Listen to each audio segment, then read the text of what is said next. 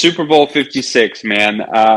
I felt like it was a really good game. I felt like, the Bengals and Rams, I felt like it was going back and forth the whole time, even though I did feel like the Bengals were ahead for majority of the game. But, there was a lot that was going on. But overall, man, I thought it was a good game. But I'm not going to go into mine first. I'll let you go first, Cody. Super Bowl 56, I mean, what were your thoughts on it? Well, my thoughts are I thought it was a really good ending to a really good postseason. I mean, other than a couple of wild card games, even our Raiders were into it for the most part against the Bengals. And the Bengals had a really crazy hot run, got all the way to the Super Bowl, the dance. And, they fell short. You can tell that they had some inexperience in there. I felt like the refereeing towards the end got a little chippy. I felt like, for the most part, it was a good game. Disappointed a little bit. I feel like the Bengals maybe went away a little bit from their original game plan. Kudos to Sean McVay and, the Rams organization. They went all out this season to basically win with signing Von Miller and OBJ, going after Matthew Stafford, who's essentially the missing piece in what Sean McVay was trying to run in his offense. But, overall, I really liked the Super Bowl. I thought it was phenomenal. And I think Joe Burrow, man, he is a superstar, and he's here, and he's a phenomenal player. I, for one, thought that Aaron Donald kind of deserved the MVP. I mean, I wasn't upset that Cooper Kupp got the MVP. I thought he had a phenomenal game, and obviously the last drive, he was pretty much the only guy who was doing anything receiver-wise, of course. I mean, Stafford had to make the throws.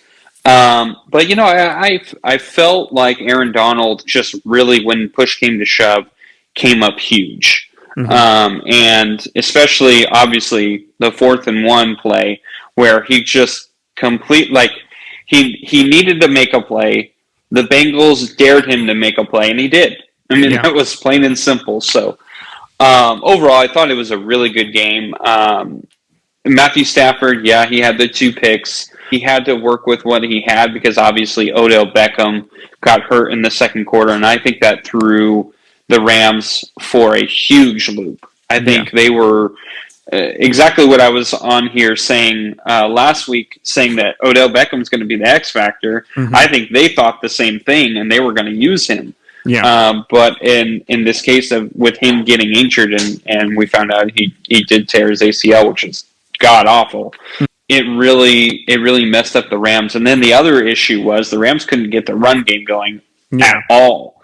And there were some questionable calls. Like, I understand they were trying to keep the run game, but at the same time, I did feel like Sean McVay tried to get it going too much. Like, he would run it on a 2nd and 3, which makes sense, but then they would lose yardage. So it was like 2nd and 5, or 3rd and 5 or 3rd and 6. So they kept getting in situations like that. So it was a little questionable that he kept going for the run, but in the end, they needed Matthew Stafford to make some throws. He made them. Cooper Kupp needed to get split the double team, and he did. So overall, man, I thought it was a really good game. I know we can talk about the refs. Listen, I didn't have an issue with the refs. I really didn't. Honestly, the only play that I had an issue with was not throwing the flag on Jalen Ramsey. I thought that one was completely obvious. Sure. The Wilson one, listen, I don't think it changed the game.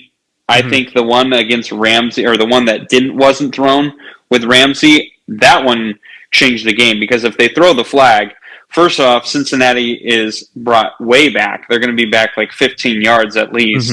They ended up getting points, so they wouldn't have had those 7 points that they ended up having. If they throw that flag, the Bengals would have only scored 3 points in the whole second half. I felt like the Bengals, when they got into the red zone, they were tired. And the one throw that they had, the penalty that they had in the end zone on Cooper Kupp after the Wilson penalty, I felt like that was just them saying, we're tired. Like, they were just trying to grab at anything. And it's completely understandable. I mean, the Rams were driving, and that's the other thing. Like, even if they didn't throw the flag with Wilson, it was going to be a 3rd and goal. And so they still would have had a couple of chances to go into the end zone. And even if they didn't make it, they could have kicked the field goal and tied the game still. So I don't think it changed the game all that much, other than it let them have another chance at getting in the end zone. And I think the Bengals were tired. I think, honestly, if it was going to be a 3rd and goal, if it was going to be a 4th and goal, I would feel good that the Rams could get it in the end zone. So, honestly, I don't think it changed the game much, other than if the Rams would have lost, I think maybe then it would be a bigger discussion. But I don't think the Bengals got screwed. I think they just ended up getting tired. That's my honest opinion. I don't think the refs really helped the Rams get in the... I mean, they helped them get a few more chances, but I don't think they overall helped them win that game. I think the Rams, to me, what I was seeing, I felt like they had all the momentum. In that 4th quarter, I don't remember Joe Burrow dropping back and throwing and having a clean pocket in the 4th quarter. Like, the offensive line completely fell apart. So I think that is also something that is hugely missed. They're saying, oh, the Bengals got screwed out of the game. The Bengals didn't get screwed out of the game. The offensive line completely broke down. And that was another thing that I was on here last week, saying that offensive line, they're not going to be able to overcome it for a 4th straight game. They're just not going to be able to, and it finally showed up. I mean, they almost held it together, but unfortunately, Aaron Donald is a freaking beast, and he completely wrecked the 4th quarter for the Bengals. So yeah, speaking of the 4th quarter, I think I was actually about to text you this while we were watching the game, but the moment when Joe Burrow kind of scrambles out of the pocket, he's running to the sidelines. Aaron Donald gives him a shove to get out of the sidelines, and it was a hard shove, but it was clean. I mean, it wasn't a big deal. And then obviously the Bengals went to rescue him, and there was a shoving match. I was about to text you and say, man, I really like how aggressive the offensive line is pushing around Aaron Donald to let him know, like, hey, you're not going to just bully us here. And sure enough, man, the next play he gets sacked and or hits the quarterback like the following 4 plays. It was almost like they woke up Aaron Donald, and he finally, he showed up in the 4th quarter when it mattered after he was, basically to try to tough guy him. And I thought the Bengals were doing a fine job. I think up until the 4th quarter, I think Joe Burrow had only been sacked maybe twice the whole game.